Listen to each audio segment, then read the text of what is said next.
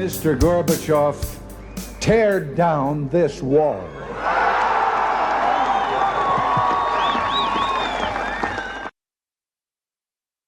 Welcome back to the Megyn Kelly Show. The date, June 12th, 1987. Then President Ronald Reagan at the Brandenburg Gate in West Berlin, Germany, delivering that famous demand to Soviet leader Mikhail Gorbachev. So today, some 800 miles away, we see another actor turned politician taking on Russia, fighting to save his own country. Late yesterday, a defiant President Zelensky posted a video on social media giving his exact location. He showed off the darkened streets of Kiev, saying, quote, "Not hiding. I'm not afraid of anyone." Then he sat down at the desk in his presidential office to deliver what are becoming trademark messages to the world. He's just 44 years old, and Volodymyr Zelensky has captivated hearts and minds across the globe with these messages. So who is he? Well, he was born to Jewish parents in southern Ukraine. Zelensky's first language was actually Russian, though he is fluent in Ukrainian too. A stint in university led to law school, but a legal career was not meant to be for him. Instead, he became involved in theater, in comedy, later co-founding Ukraine's most successful entertainment studio. In 2006, he would compete on the Ukrainian version of Dancing with the Stars, and he was amazing. He actually won. Watch some of this.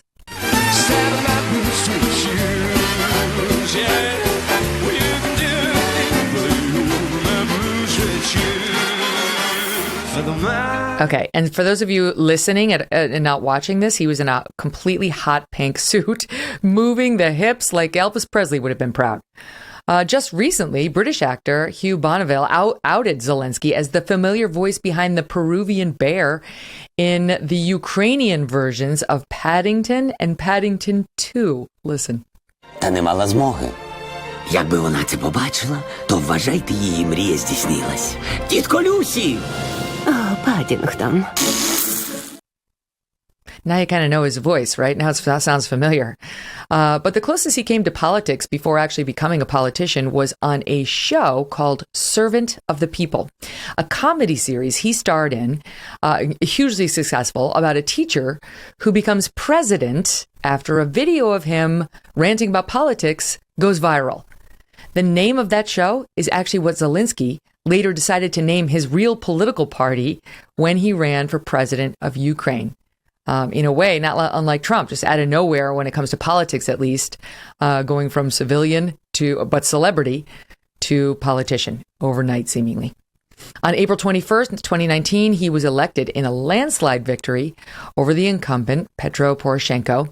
And in September of that same year, he found himself at the center of an international scandal when a whistleblower, quote unquote, whistleblower, complained that President Trump had, among other things, asked Zelensky to look into the Biden family's ties to a Ukrainian energy conglomerate. You remember that? Trump, it was a perfect phone call, This guy was on the other end of it. That call served as the basis for the House impeachment of then President Trump. But that was the first impeachment. The second impeachment came after January. So you can't keep track of the number of times they tried to get Trump, but that was the first one. In the years that followed, Zelensky would frequently sit down with world leaders and advocate on behalf of his people.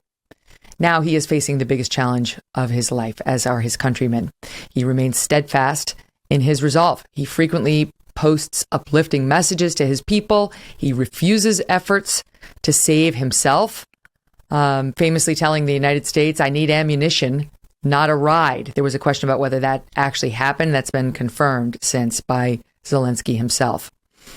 His wife of nearly 20 years, the mother of his young children, echoing the same sentiment, writing on her own Instagram, "I will not panic and cry.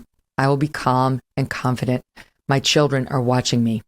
I will be next to them and next to my husband and with you. I love you. I love Ukraine."